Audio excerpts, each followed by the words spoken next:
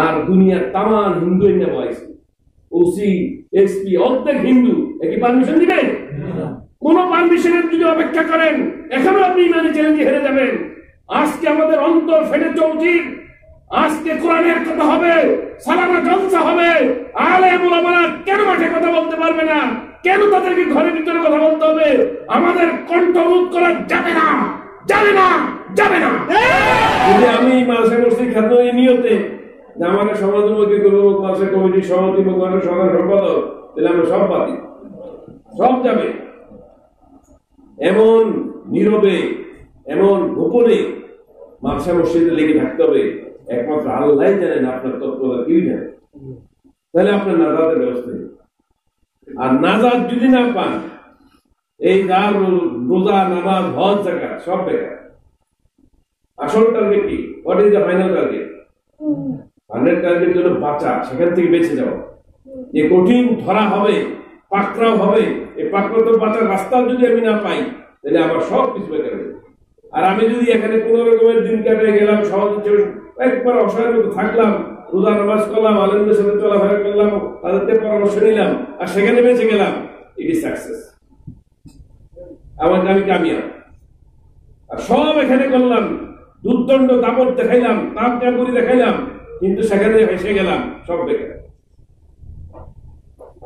আর আপনি সেখানে বাঁচার রাস্তাটা কি? Where is the perfect way? What is the perfect way? কি রাস্তায় আপনি বাঁচতে পারবেন? এই কি রাস্তায় বাঁচতে পারবেন বললে হিন্দুরে 1 ঘন্টা এই বসতে, কত দামি, কত গুরুত্বপূর্ণ, কত তথ্যবহুল, এটা যদি আমরা বুঝতে পারি আর আমাকে যদি এটা নিজের পাথর বানাইতে পারি, আজকের এই মাহফিল আপনার জন্য আলাদা ব্যবস্থা নেই। এই জন্য আমি বেশি লম্বা ওয়াজ করবো না, রাত্রে অনেক হয়েছে, আপনাদেরও ধৈর্যের মাসলা আছে।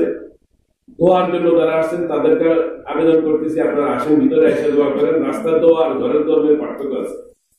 বাকি আমি একটা ওয়াজ করবো, আমরা যে এই ওয়াজের এন্ট্রিতে আমি আসলাম, এখানে উপস্থিত হইলাম, কেন হইলাম? আমার তো একটা টার্গেট আছে। টার্গেটটা কি? আমার টার্গেটটা হলো আমার ইমানকে আপগ্রেড করা। ইমান কিভাবে মজবুত হবে, ইমান কিভাবে সুদৃঢ় হবে, ইমান কিভাবে চাঙ্গা হবে, যে ইমান দিয়ে আমার জিন্দিগি দামি জিন্দিগি হবে, ইমান ছাড়া জিন্দিগি বেঈমানের জিন্দিগি, কুত্তা ছাগলের জিন্দিগি। ইমানওয়ালা জিন্দিগি বানাইতে হলে, ইমানকে আপডেট করতে হলে কোন রাস্তায় হাঁটবে? আমরা তো সমকালীন এক মহামারীতে এক বিপদে পড়ে গেছি। অধিকাংশ মানুষ এই পরীক্ষা হেরে গেছে, আসছেন না? অর্ধেক চেয়ে বেশি কি 80% এমন হইতে পারে রোগের বানাইছেন এমন বিষয় যে নামাজ ছাড়ানো হয়েছে, রোজা তারাবি ছাড়ানো হয়েছে, জুম্মা ছাড়ানো হয়েছে, নিশ্চয় বসে ছিলাম। ছিলাম কি ছিলাম না? রমজান গেল, তারাবি করছি, কোরআন নাযিলের মাস, তারাবি পড়ে কোরআনের মর্ম মাহাত্ম্য বোঝার সুযোগ, এই সুযোগকে হাতছাড়া করলাম মহামারী দিয়া। রমজান মাস, জুম্মা পড়লাম না, মসজিদে তালা। প্রশ্ন, কারা মসজিদে তালা লাগালো? কার অধিকার আছে মসজিদে তালা লাগানোর? আমার মসজিদে যাওয়ার বাধা দেওয়ার অধিকার কার? এটাও তো আমরা মানছি না। মান রাআ মিনকুম মুনকারান ফালিয়ুগাইয়িরহু বিয়াদিহি ফাইন লাম ইস্তাতি ফাবিলিসানি ফাইন লাম ইস্তাতি ফাবিকলবি ওয়া যালিকা আযফুল ঈমান। ঘৃণাও করি নাই, সেই ছিলেন বলে ফিরে দেব। শরীয়তের স্পষ্ট ঘোষণা, সংক্রামক ব্যাধি বলতে কিচ্ছু নেই, ছোঁয়াচে রোগ বলতে কিচ্ছু নাই। ছোঁয়াচে রোগ যদি হইতো, যে ড্রামা আমাদের দুনিয়াতে সাজানো হয়েছে, ওই উহান শহরে যাকে প্রথম ধরলো তাকে কে ছুঁইল? কোন আক্রান্ত তাকে ছুঁইল? যার ছোঁয়ার কারণে সে আক্রান্ত হইল। ওই দেশের একটা শহরে সীমাবদ্ধ রইল এই রোগ, আর সারা দুনিয়া মহামারী গ্রাস করে ফেললো। আর এটা আমরা মানতেছি, মানে কি? ইমানের চেয়ে বেশি মানতেছি। কোন রোগ কি আমাকে বাঁচাতে পারবে? কে পারবে? রোগের থেকে বাঁচাতে পারবে কে? কোন ডাক্তার, কোন হাসপাতাল, কোন ঔষধ, কোন ভ্যাকসিন? এই ভ্যাকসিন যদি বাঁচাইতো, তাহলে নরওয়েতে প্রথম ডোজের লোক 28 জন গেল, অস্ট্রেলিয়াতে 62 জন গেল, পোল্যান্ডে 19 জন গেল। কেন গেল? আল্লাহ একটা ভ্যাকসিন বানাইছে, এখন নতুন করে ইউরোপে শুরু হয়েছে আরেক ধরনের করুন, কারণ ভ্যাকসিন ফেল। কারণ এটা তো 1 বছর চর্চা মর্চা করে বানাইছে, বানাইয়া এখন আর নতুন ধরনের ইয়া শুরু হয়েছে, করোনা শুরু হয়েছে। এখন কোন ভ্যাকসিন খারাপ? আল্লাহ তাআলার গজব কখন আসে? যখন আল্লাহ নারাজ হয়ে যান, তখন একটু ছোট্ট করে ছটা দেন। বনি ইসরাইলের সময় গজব থেকে জানেন, খাইতে গেছে প্লেটে ব্যাং, গ্লাসে পানি খাইতে গেছে ব্যাং, বিছনায় শুতেছে ব্যাং, চাদরে ব্যাং, জুতায় ব্যাং, ব্যাং ব্যাং ব্যাং। শেষ পর্যন্ত কান্নাকাটি করে নবীর মার কাছে যাইয়া তহদিল্লা করে এই ব্যাং ঠেকানো হয়েছে। এরপর আমার যখন বাড়াবাড়ি শুরু করছে, এরপর আল্লাহ দিয়েছেন আরেক গজব, সেটা লুকুন। পানিতে খাইতেছে গ্লাসে, হুকুম গল গল করে ফাটে, ভাতের প্লেটে, বিছনার চাদরে, মশারিতে, বালিশে, ছেমনেলে, হুকুন আর হুকুন। আবার তহদিল্লা করে আবার ঠেকাইছে। এরপর আবার যখন সীমালঙ্ঘন শুরু করছে, এবার দিছে রক্তের লালন। হাতে মুখ করলে খলখল করে রক্ত পড়ে, প্লেট খাইতে গেলে ভরা প্লেট ভরা রক্ত, গ্লাসে পানি খেতে গেলে গ্লাসে পানি ভরা রক্ত, খুন আর খুন, রক্ত আর রক্ত। আবার কাইন্দা কাইন্দা আবার ঠেকাইছে। তাহলে তওবা আসে কেন? যহারাল ফাসাদু ফিল বাররি ওয়াল বাহরি বিমা কাসাবাত আইদিন নাস। যত অন্যায়, যত কুকর্ম, যত রকমের কৃতকার্যের যা ফল, সব আমার হাতের কেন? আমরা এমন সীমালঙ্ঘনে পৌঁছছি, এমন দিন নিয়ে ঠাট্টা, বিদ্যুৎ, তামাশা। এখন আস্তে আস্তে আমরা শিরিকের দিকে যাচ্ছি। যে শিরিক, যে মূর্তি পূজা ঠেকানোর জন্য আল্লাহ তাআলা যুগে যুগে তো আম্বিয়া পাঠাইলেন, সাহাবা কেরামে তো কুরবানি দিলেন, সেই পথ আমরা হাঁটতেছি। আল্লাহ মহামারী দিব, ধসাইয়া দেয় নাই, আল্লাহকে শুরু করে। তাও ধসাই দেয় কেন জানে? আমাদের কুমিল্লায় কারে দিয়ে সিন্নি গেলি মোল্লা ফিন্দি। এই মহামারী আসার পরে ভ্যাকসিন তো এসে কদিন পরে 14 মাস 22 দিন, কেন জানে? আলেমদের চোখের পানি দিয়ে কি পরিমাণ আলেমরা কান্নাকাটি করছে। এই কান্নাকাটির কারণে আল্লাহ তাআলা মহামারীর আগ্রাসনকে থামাই দিয়েছে। আর যারা নিজের পরিকল্পনায়, নকশায়, নিজের চিকিৎসা, উন্নত চিকিৎসার দাবিদার, যারা এটা মনে করছেন, সেখানে কুকুরের পালের মতো মরতেছে। আমেরিকার সবচেয়ে শ্রেষ্ঠ হসপিটাল, কুইন হসপিটাল, সেখানে এক এক কেবিনের হাল, যে কেবিনের মধ্যে সিট হলো 3টা, সেখানে 45টা রুগী মনে হচ্ছে যে পশুর পালের মতো শোয়া আছে। আর হাসপাতাল তার সীমা রক্ষা না করতে পাইরা শেষ পর্যন্ত হাসপাতালের বাহিরে ট্রাকে, খোলা ট্রাকে রুগী রাখতেছে আমেরিকার মতো দেশে। এটা তো রাখছে ভালো, রুগী রাখা আপনজন সব পড়ে একজন আপন তার কাছে যাচ্ছে না তার সেবার জন্য। আমার মানবতা, আমার সেবা কখনোই করে? আমি যখন রোগাক্রান্ত হব, অসুস্থ হব, তখনই তো আমাকে সেবা করতে হবে। আর ওই যখন চরম সেবার প্রয়োজন, সব ফালাইয়া কুকুর ছাগলের মতো ফালাইয়া চলে যাচ্ছে। It is humanity, it is gentality, it is honesty, it is nursing. ওনারা সভ্যতার দাবিদার। আর এই দেশের হুজুররা কেন্দ্র গেটটা ঠেকাইছে। আর যেটি আমাদেরকে চাপাইতে চাইছে, তাদেরকে আল্লাহ তাআলা বিনিয়ে চিকিৎসা দুনিয়া থেকে তুলে দিয়ে, ডাক্তাররা এই ষড়যন্ত্রের সাথে জড়িত। এই ডাক্তাররা ফর্মুলা দিছে, এই হবে সেই হবে, মাস্ক পরতে হবে, mask is the hot thing. Mask 2900 কোটি টাকা ব্যবসা করার জন্য মাস্ক কাজে লাগাইছে পুলিশ ড্রাইভারে। তার দরকার চোর ডাকাত ধরার, এডি না ধরিয়া কেন মাস্ক না পড়ছে? আমি যদি আক্রান্ত হই, আমি রোগাক্রান্ত হই, আমার চেয়ে জানের দরদ আপনার বেশি। আমি বাঁচার জন্য যা করবো আপনি করবেন? আমাকে পিনে মাস্ক পরাইতে হবে, জরিমানা দিয়ে মাস্ক পরাইতে, ইট ইজ ভেরি অস্থির। আমাদের চোখ কান খোলা নেই।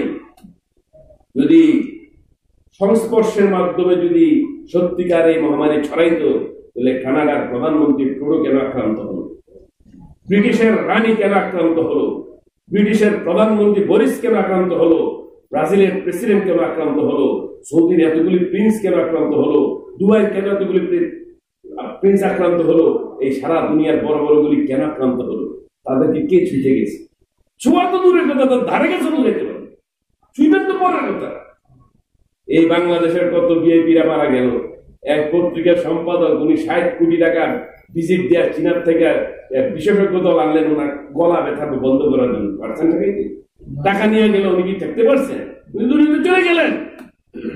অ্যাপোলো, ইউনাইটেড, স্কোয়ার এবং দামি দামি হসপিটালের আইসিইউ প্রধানরা ওনারা কেন চলে গেলেন? ওনাদের কি কে ছুটে গেল? ওনারা স্বাস্থ্য সচেতন নাই, স্বাস্থ্যবিধি জানেন না ওনারা? ওনাদেরকে কে ছিল? কেন আক্রান্ত হলো? কেন মারা গেলেন? তাও মারা গেলেন কি বিনা চিকিৎসা? কিন্তু একটা কথা মনে রাখতে হবে, এই মহামারীর দ্বারা যেভাবে ঈমানকে গ্রাস করার চেষ্টা করা হয়েছে, এভাবে আমাদেরকে পশুত্ব চর্চার জন্য বাধ্য করা হয়েছে। আপনারা দেখছেন ঢাকা মেডিকেল কলেজের গেটের সামনে মা ছেলে মাকে রাস্তায় কুকুরের মতো ফেলে চলে গেছে, অথচ মার খেদমতের মাধ্যমে দুনিয়া থেকে জান্নাত কামানের কথা বলা হয়েছে। দুনিয়ার সুখ শান্তি কল্যাণ কামিয়াবি মার মুখের হাসির টানের মাধ্যমে, বাপের মুখে হাসির টানের মাধ্যমে। আর এই সন্তান মাকে চিকিৎসার বিনিময়ে যখন শুনছে যে আক্রান্ত হয়েছে করোনায়, মাকে রাস্তায় ফেলে পড়েছে। কত বড় এনিমিলিটি, কত বড় পশুত্ব! এই মহামারী এসে আমার ইমানকে কোথায় পৌঁছেছে একটু নিজেকে জিজ্ঞাসা করুন। ইয়া আইয়ুহাল্লাযীনা আমানু আমিনু, আল্লাহ জানেন না আমরা ঈমানওয়ালা? এরপর কেন বলছেন ঈমান?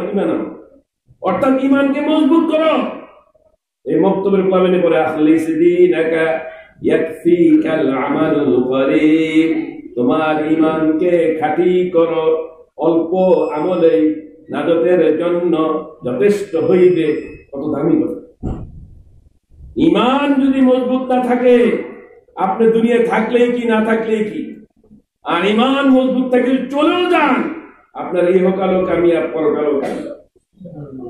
এই ঈমানকে মজবুত করার জন্য এই মাদ্রাসা, মসজিদ, আলেম ওলামার একান্ত জরুরি।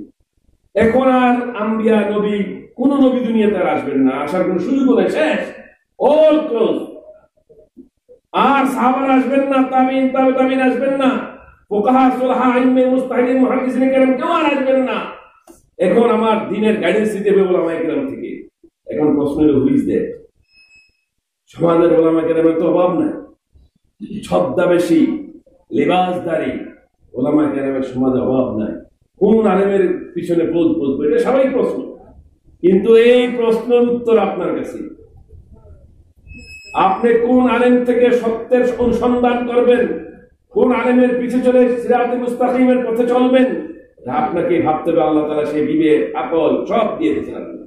আপনার দুনিয়াতে কোনো জিনিস আপনি নিম্নমানের, নিকৃষ্ট মানের কোনো জিনিস যাই না সেটা ধরতে যান, একটা লোক অপরাগ হইয়া ফাইসা যান, সেটা এক জিনিস, এনাদার থিংস। কিন্তু সত্যিকার অর্থে আপনি বিবেক দিয়ে খাটাইয়া সর্বোচ্চ, সর্বোৎকৃষ্ট এবং সবচেয়ে প্রশ্নবিহীন যেটা, এটাই কিন্তু পাকড়াইতে যান। ঠিক অনুরূপ ভাবে আপনার নাজাতের জন্য, আপনার সিরাতে মুস্তাকিমের পথ প্রদর্শনের জন্য ওই হক্কানি আলেম কি করছে? এখন হক্কানি আলেম কি কোনো ডিপার্টমেন্ট স্টোরে পাওয়া যায়? কোন বাজারে পাওয়া যাবে? এই হক্কানি আলেম পাইতে হলে এই দেশে, এই উপমহাদেশে এক বাক্যে বলা হবে ওলামায়ে Deoband. It is very very descriptive. এই হিস্ট্রি অনেক লম্বা, কিন্তু চিনার উপায় একমাত্র ওলামায়ে দেওবন্দ, ওলামায়ে হক্কানি। এগুলি অনেক কথা, অনেক লম্বা আলোচনা, অল্প সময়ের মধ্যে লম্বা আলোচনা করার প্রয়োজন সুযোগ নাই। আমরা যেহেতু এই দেশে বসবাস করি, এই দেশে ওলামায়ে দেওবন্দকে বলা হবে কওমি মাদ্রাসা হুজুর। কওমি মাদ্রাসা কইলেই মোটামুটি মানুষ জানতে পারে যে এখানে সত্যের চর্চা চলে, এখানে কোনো 2 নম্বরের কাজ কারবার নেই, কোন রকমের ডাইন বাইয়ের কোনো সুযোগ নেই। সঠিক, বিশুদ্ধত, নিরঙ্কুশ, নিরেট প্রশ্নের উর্ধের যে চর্চা চলে, এটা কওমি মাদ্রাসা। অন্যরাও করে, কিন্তু তাদের আলোচনা আমার এখানে প্রয়োজন নেই। ওনারা কি কতটুকু করেন না করেন ওনারা বলবেন। আমাদের দাবি, আমাদের বাস্তবতা, প্রমাণিত বাস্তবতা, সেটা হলো একবারে বিশুদ্ধতর, নিরে কোরআন সুন্নাহর চর্চা এখনই আছে। এই জন্য আপনার সহযোগিতার যেটা সবচেয়ে বড় প্রয়োজন, সেটা হলো যেভাবে পরামর্শ দিবেন, সমর্থন দিবেন, সাথে সাথে একটা বাচ্চাও দিবেন। একজন বাচ্চাকে যদি কোনোভাবে আলেম বানাইতে পারেন, হাফেজ বানাইতে পারেন, মুফতি বানাইতে পারেন, কারি বানাইতে পারেন, আপনার নাজাতের জন্য যথেষ্ট। আপনি বলেন কোন এই পর্যন্ত কোন বিদ্যায় পাইছেন ডাক্তার বলেন নাজাতের ব্যবস্থা হবে, ইঞ্জিনিয়ার বানাইলে বানানোর ব্যবস্থা হবে, প্রফেসর মানে নাজাতের ব্যবস্থা হবে, উনি উনার কাজ করবেন। দুনিয়াতে অনেক কিসমের লোকের প্রয়োজন, প্রত্যেকে যার যার কাজের দায়িত্ব আঞ্জাম দিবেন, কিন্তু নাজাতের চিন্তা করলে পেশাগত দিক থেকে যদি আপনি চিন্তা করেন, তাহলে আলিম বানাতে হবে, হাফেজ বানাইতে হবে, কারি বানাইতে হবে, তাহলে আপনার নাজাতের ব্যবস্থা। আর আমরা সবাই নাজাতের জন্যই পাগল উম্মাহ, আমার নাজাত কিভাবে হবে। এটা তো আমার সামান্য দিনের সাময়িক কিছুক্ষণের জন্য অবস্থান, আমার আবাদুল আবাদ, নো রিটার্ন লাইফ, আর কোনোদিন ফিরে আসবো না। এই চিরন্তন জীবনের জন্য নাজাতের যদি ব্যবস্থা না হয়, দুনিয়াতে আসাতে আমার জন্য অর্থহীন হয়ে পড়বে, অকার্যকর হয়ে পড়বে। এই জন্য আমার এই নিরন্তন চিরন্তন জীবনের জন্য নাজাতের ব্যবস্থার জন্য প্রথম ধাপ হলো আমার একটা সন্তান হাফেজ হবে। আর সন্তানের কত মজা লাগে না, আমি তাদের হাফেজের আব্বা, একজন আলেমের আব্বা, অন্তর ভরে যাবে। বলেন কোন হাদিসে এই পর্যন্ত আছে কোন ডাক্তার, কোন ইঞ্জিনিয়ার, কোন অন্য ইনস্টিটিউটের ছেলেরা হাঁটলে ফেরেশতা ডানা দিছে শুনছেন? তাদের জন্য গর্তের পিপিলিকা দোয়া করে শুনছেন? সমুদ্রের মাছ তাদের জন্য দোয়া করে। একমাত্র শ্রেণী যারা তালিবে ইলম, যারা কোরআন হাদিসের জ্ঞানের চর্চার জন্য এদিক সেদিক ছুটাছুটি করে, তাদের চলাকালীন তাদের জন্য লাল গালিচা বিছিয়ে দিচ্ছে ফেরেশতা ডানা। গর্তের পিপিলিকা দোয়া করছে এবং তাদের জন্য সমুদ্রের মাছ দোয়া করছে। তাদের দোয়ার বিনিময়ে আমরা সকলেই আসমানি বালা জমিনের মধ্যে বেঁচে আছি। এই জন্য আসুন এই মাদ্রাসাগুলিকে কিভাবে আমরা আরো সুদৃঢ় করতে পারি, আরো মজবুত করতে পারি। এই মাদ্রাসা তার স্থায়ী জায়গায় ক্রয় করছে, তার এখনো অনেক করজ রয়ে গেছে। এই করজগুলি কিভাবে ভরা যায়, আমরা দোয়া করে যাতে দ্রুত করজের ব্যবস্থাগুলি পরিপূর্ণ করতে পারে। আল্লাহ তাআলা গায়বী নিজামের ব্যবস্থা করে দোয়া করতে হবে এবং দ্রুত ঘর করে যাতে এইটা ভাড়ায় চলতেছে অনেক ব্যয়, এই ভাড়া থেকে মুক্ত হয়ে যাতে একটা আরো আনন্দে স্বাচ্ছন্দ্যে যাতে খেদমত করতে পারে, আরো ছাত্র রাখতে পারে, শিক্ষক রাখতে পারে, আরো মানুষের বৃদ্ধি পেতে পারে। এই জন্য আপনাদের আমাদের দোয়া করতে হবে, সহযোগিতা করতে হবে, সমর্থন করতে হবে। আপনার কাছে কিচ্ছু নাই, আপনি আরেকজন যিনি পারেন তাকে বলে দিলেন যে আপনি যদি চান কোন জায়গাতে এই খেদমতটা করতে পারেন। আপনার এই বলার যারা যদি উনি খেদমত করেন, উনি খেদমত করে যা লাভ পাবেন বলার দ্বারা আপনি দ্বিগুণ লাভ পাবেন। এই সুযোগটা আচ্ছা রাখার খেদবেন, এটা সুপার অপরচুনিটি, গোল্ডেন অপরচুনিটি। এই সুযোগ যদি কাজে লাগায়, আমার জীবন লাভবান হবে, ধন্য হবে, পূর্ণ হবে, নেকের পাল্লা ভারী হবে। আমরা প্রস্তুত আছি ইনশাআল্লাহ? আজকে আর একটা কথা বলতে হবে, না বললেই নেই। আজকে আমাদের সালানা মাহফিল কেন আমরা ঘরের ভিতরে করতেছি? কেন আমরা ঘরে করব? কথা কার? কথা কার? জমিন কার? বলবে কার? পারমিশন কার? কোন পুলিশের পারমিশন আছে? আর দুনিয়ার তামাম হিন্দু এনে বয়সে ওসি এসপি অর্ধেক হিন্দু, একই পারমিশন দিবে? কোন পারমিশনের যদি অপেক্ষা করেন, এখনো আপনি ইমানি চ্যালেঞ্জে হেরে যাবেন। আজকে আমাদের অন্তর ফেটে চৌচির, আজকে কোরআনের কথা হবে, সালানা জলসা হবে। আলেম ওলামারা কেন মাঠে কথা বলতে পারবে না? কেন তাদেরকে ঘরের ভিতরে কথা বলতে হবে? আমাদের কণ্ঠ রোধ করা যাবে না, যাবে না, যাবে না। আমরা কাউটা খাই না। আমাদের রিজিকের মালিক কে? হায়াতের মালিক কে? মৌতের মালিক কে? ইজ্জতের মালিক কে? কথা হবে আল্লাহর, কণ্ঠ আল্লাহর, পারমিশন আল্লাহ। যারা আমাদেরকে ভয়ভীতি দেখাচ্ছেন, আমরা কোন ভয়ভীতির উপেক্ষা করি, পরোয়া করি না।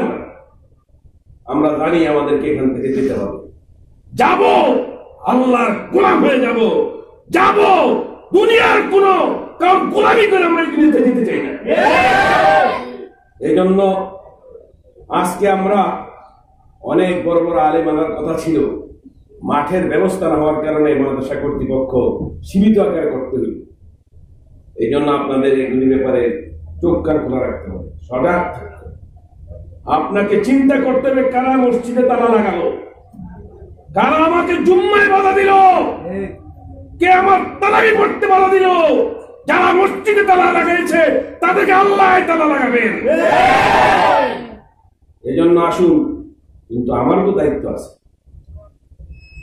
আমার নামাজে বাধা দিবে, আমি চুপ থাকবো। আমার মসজিদে তালা লাগে, আমি চুপ থাকবো। এটা কি আমার ইমানের কথা? এটা কি আমার ইমানের স্টেজের কথা? যদি আল্লাহর নবী জিগায় সুপারিশ নিতে আইছিলা, দিনের উপর আঘাত আইছিল, করছিলা নাকি? কি জবাব হবে? আর আলেম ওলামা কিছু কথা বলে ইদানিং শোনাতে খুব তাচ্ছিল্য করে, উপেক্ষা, অবজ্ঞা, ঠাট্টা, বিদ্রোহ। সুস্পষ্ট জেনে যান, ঈমান যদি সত্যিকার অর্থে সুদৃঢ় করতে হয়, ওলামায়ে হক্কানিকে আপনার তাজিম করতেই হবে। ওলামাকে যদি তাজিম না করেন, ঈমান নড়বড়ে হবে, যাবেন ঠিকানা লাস্ট ডেস্টিনেশন জান্নাম হবে না জান্নাত হবে, তার কোনো গ্যারান্টি নেই।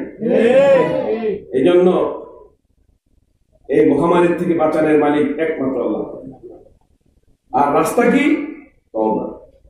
কোন ডাক্তার বাঁচাতে পারবে না, কোন ভ্যাকসিন বাঁচাতে পারবে না, কোন হসপিটাল রক্ষা করতে পারবে না, বাঁচাতে পারবে একমাত্র আল্লাহ তাআলা। আর সেই রাস্তা হলো তওবার রাস্তা। তওবা করেন, আপনার একজনের তওবার দ্বারা সারা এলাকা বেঁচে যাবে, সারা দেশ বেঁচে যাবে, সারা শহর বেঁচে যাবে। আর তওবা যদি না করেন, যত পরিকল্পনা করেন, একজনের দ্বারা আরো 10 জন আক্রান্ত হবে। এই জন্য আমরা ওষুধের উপর ভর না করি।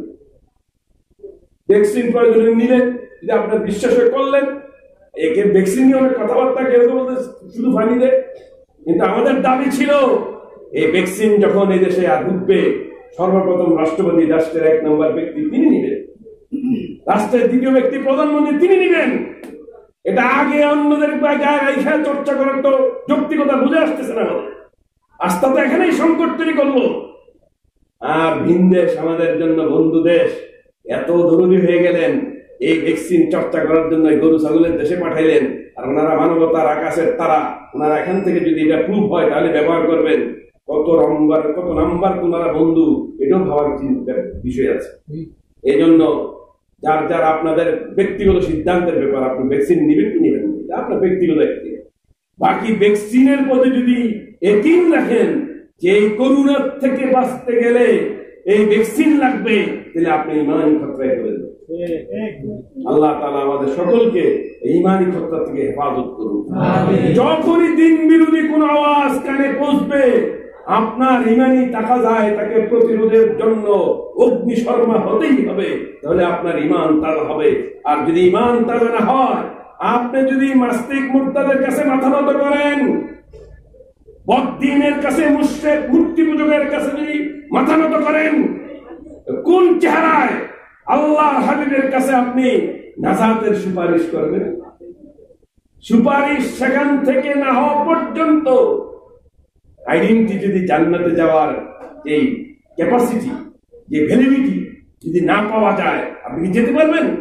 আর এই যাওয়ার একমাত্র রাস্তা আল্লাহর নবীর সুপারিশ। আমি আল্লাহর নবীর বিরুদ্ধে দুনিয়াতে অবস্থান নিলাম, মনে যা চাইল তা করলাম, নাস্তিক মুরতাদের হাত শক্তিশালী করলাম, বদ্দিন মুশরিকের হাত শক্তিশালী করলাম, মাদ্রাসা মসজিদকে ঠাট্টা বিদ্রুপ করলাম, আলেম ওলামাদের বিরুদ্ধে তাচ্ছিল্য করলাম, কোন চেহারা নিয়ে আল্লাহর নবীর সুপারিশ আশা করবে? এই জন্য আল্লাহর নবীর সুপারিশ পেতে হলে সত্যিকার অর্থে আপনাকে সঠিক বিশুদ্ধতম দ্বীনের রাস্তায় আসতে হবে। আর বিশুদ্ধতম দ্বীনের রাস্তা আপনাকে ওলামায়ে হক্কানি, ওলামায়ে দেখাচ্ছেন। আল্লাহ তাআলা আমাদের সকলকে এই সঠিক বুঝ দান করুন। আমিন।